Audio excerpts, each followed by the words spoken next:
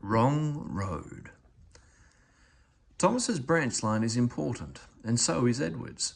They both bring in valuable traffic, but their track and bridges are not so strong as those on the main.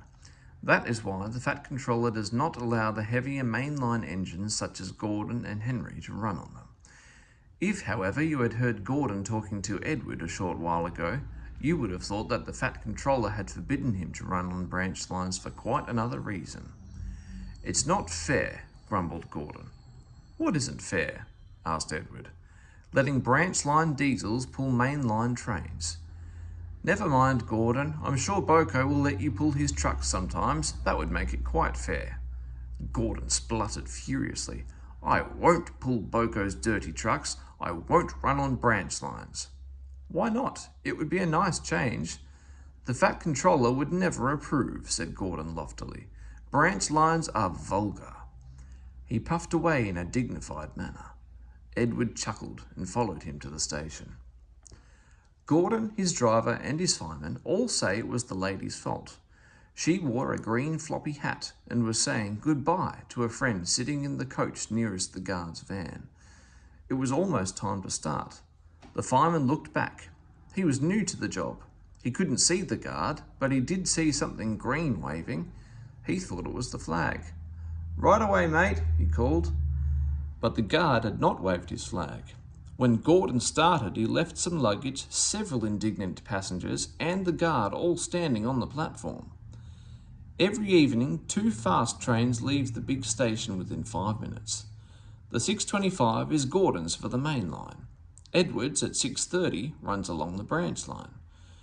By the time Gordon had been brought back, Edward's train was overdue.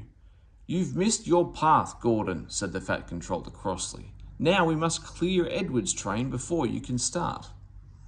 This should have put everything right with the least possible trouble, but control at the big station made things worse. They forgot to warn the signalman at Edward's junction about the change of plan. It was dark by the time the trains reached the junction, and you can guess what happened. Edward went through on the main, while Gordon was switched to the branch. It took the Fat Controller several hours to sort out the tangle and pacify the passengers. In the end, Gordon was left with his fire drawn, cold and cross on one of Edward's sidings. Bill and Ben peeped into the yard next morning. They wondered if Boko had brought them some trucks. There were no trucks, but they didn't mind that. Teasing Gordon, they thought, would be much better fun. "What's that?" asked Bill loudly. "Shh," whispered Ben. "It's Gordon." "It looks like Gordon, but it can't be. Gordon never comes on branch lines. He thinks them vulgar." Gordon pretended he hadn't heard. "If it isn't Gordon," said Ben, "it's just a pile of old iron, which we'd better take to the scrapyard." "No, Bill, this lot's useless for scrap. We'll take it to the harbour and dump it in the sea." Gordon was alarmed. "I am Gordon! Stop! Stop!" The twins paid no attention. Gordon shut his eyes and prepared for the worst. The twins argued loudly and long. Bill favoured the scrapyard, while Ben said that the cutting up in such places was something cruel. It would be kinder, he urged, to give these remains a quick end in the sea. Besides, he went on, they would make a lovely splash.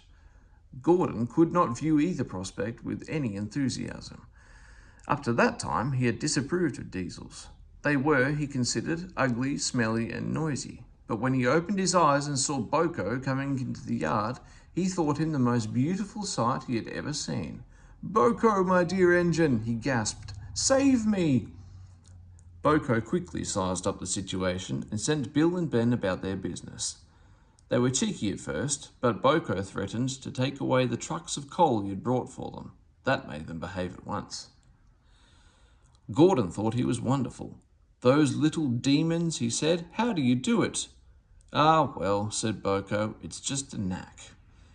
Gordon thinks to this day that Boko saved his life. But we know that the twins were only teasing, don't we?